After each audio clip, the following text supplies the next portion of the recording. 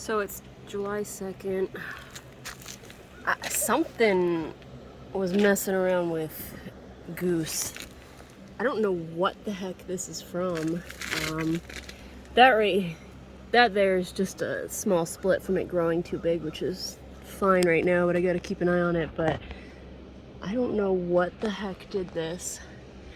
But I had the washcloth on it to protect it, and it was lifted up a little bit, but something like went up and under it. I'm putting a camera on it now. I'm so upset. Ugh. Okay, so when I made the original video, it was 7:30 in the morning. I was getting ready to go to work, and I was literally just checking the pumpkin right before I went to work to make sure it was okay, and I saw this. So I haven't been able to do anything. I've been at work all day. It's 9 p.m. now. It's pouring out, and I've gotten a better look, and I think I know what's going on. I've had my neighbor's cats in my pumpkin patch all spring. They've been in my raised beds. They're digging, they're pooping. It's annoying, but it wasn't really bothering me because I've had issues with mice and rats in the past, so I'm like, oh, they're probably keeping the mice and rats away. And I looked closer, and I can actually see hair. So I think this was scratched by a cat. What I'm gonna do tonight is I'm just gonna take some of this cap tan, put it in the cracks. Just like humans, anytime you have a cut in your skin, you're at risk for infection. So I'm gonna put the cap tan in there to help prevent any fungal disease. It's so wet that roots are like growing in midair and not drying out. So it's gonna be really hard for these cracks to dry out, but I'm gonna do my best. But the other thing I noticed with the headlamp is that I've got some soft spots from these cracks. I have multiple cracks in the stem. I have a big one there, and then I have another big one over there. And as long as I can keep those dry and okay, that should be fine because they're going lengthwise, not across. That's just from the pumpkin growing so much. I'm not even watering it that much because I have it covered by this greenhouse, thank goodness. If we had all this rain hitting this plant, this pumpkin might have burst already. I can see that something dug in the sand, so most likely the cat was like, ooh, sand! It's like a litter box, just like all the dirt, except better than dirt. So, I don't know what I'm gonna do yet. I am so irritated right now. I think my pumpkin's gonna make it, but I gotta keep these cracks clean and dry. I'm just gonna do cap tan right now real quick, but I'm gonna get a closer look in the daylight tomorrow. Alright, so I got cap tan in all the cracks.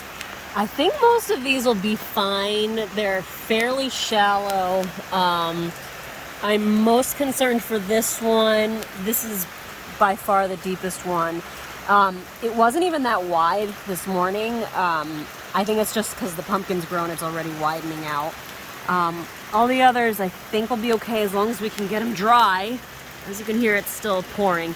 I'm actually most concerned about this area right there. It's a little soft and discolored.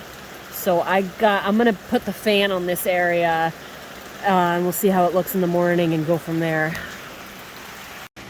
So this is the other problem spot that I have a fan on, and that dark yellow discoloration that's all soft. I can't get this stuff to dry out because it's so wet. This is where I pulled that one practice pumpkin off. This is so stressful. This pumpkin is really having a hard time dealing with all this wet weather. But luckily, I'm so grateful I have this up because the soil's dry, so I'm better off than I could be, but this is a struggle. My friend Ravi's back, and she's soaking wet, but I don't care because she's giving me some emotional support because I am very sad. And you're gonna get the cats, right?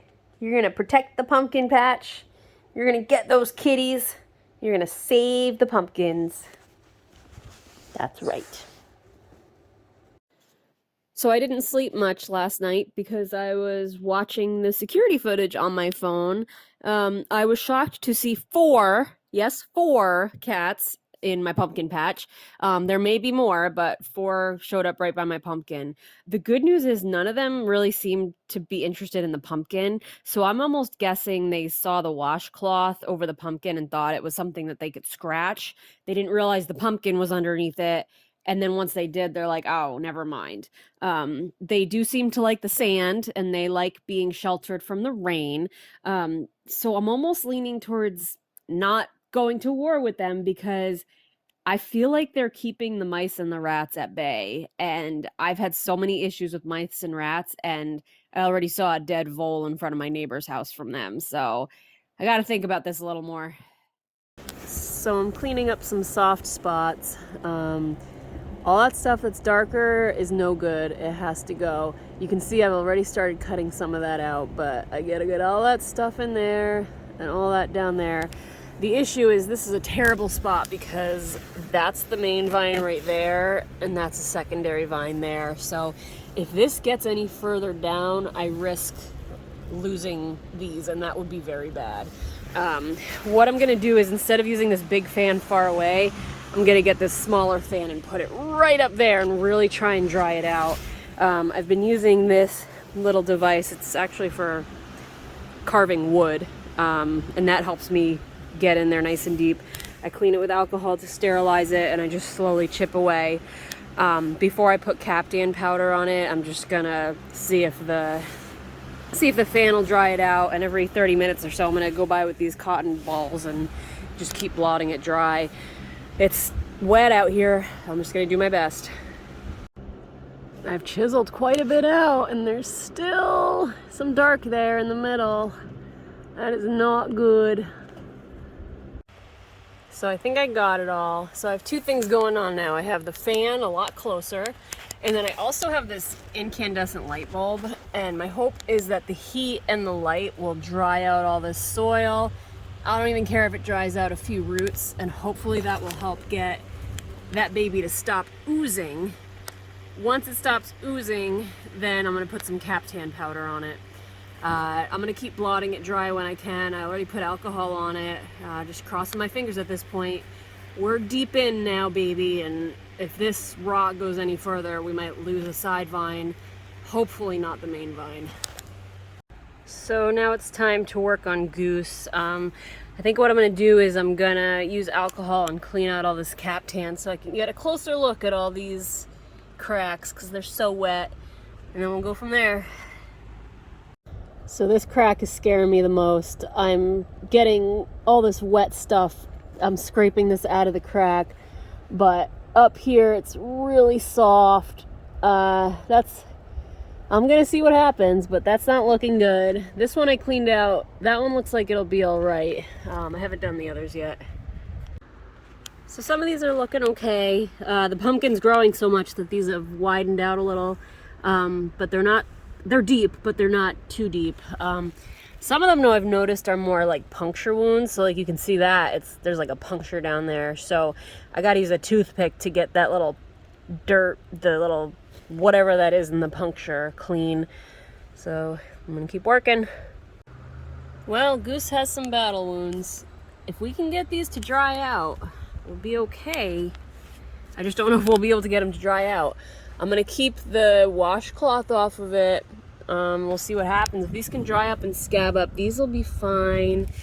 But I'm still nervous. I've cleaned out most of this, and it's hard to see, but there's still a soft spot right there, and I'm having trouble getting at it. I wouldn't be lying if I told you I was looking at some other options for pumpkins. The only issue is I don't have many options, and my main vine is terminated because it snapped, and any pumpkin that I could pollinate is at least a week out, and it'll be not in a good spot. It'll be even in a worse spot than this. So I'm gonna keep trying. We'll see what happens. I do want to mention that the pumpkin that Goose came from, his name was Maverick, and his owner dropped a 5-gallon bucket on it when it was about this size, and it had like these 2 huge divots in it, and it made it, and it became the North American record. So these can make it through if we can keep them dry and scabbed over and healed up, but Again, I'm nervous about that soft spot under there. That's getting kind of sketchy. We'll keep an eye on it. I think I got all the soft spots out as best I could. So I have everything wiped with alcohol, all these scratches. I'm not doing cap tan this time. I think the cap tan is actually holding in moisture. So I have the fan blowing higher. I've got no rain yet, no sun.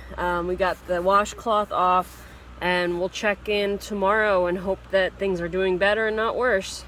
The other thing I didn't mention is that if I do have to pollinate a different pumpkin, I have to move all of this, and I have to reposition all the vines, which is going to be a real pain in the butt. And just for some better news, Snoop Gourd is starting to lay down. He's got a nice long stem, so that'll be really good when we get growing. So far so good with Snoop Gourd. Alright, it's Tuesday, July 4th. Nothing's looking worse, so that's probably the best news I've had in the past 48 hours. This incandescent light bulb is working amazingly. You can actually see how this crack, which was the worst crack of them all, maybe you can't see it, but it's actually starting to dry up a lot more compared to these other ones. But overall, nothing is looking worse, I don't think. Still gotta, we're still walking on a fine line here, but it is what it is. And yeah, look how much that soil is dried out from that incandescent light. The roots are toast there, but that's fine. I don't really care. So we can work with this. Just got to keep a really close eye on it the next few days and next week or two. Get her, Rob. Get the evil kitty. Get her. She's evil. Robbie. You failed.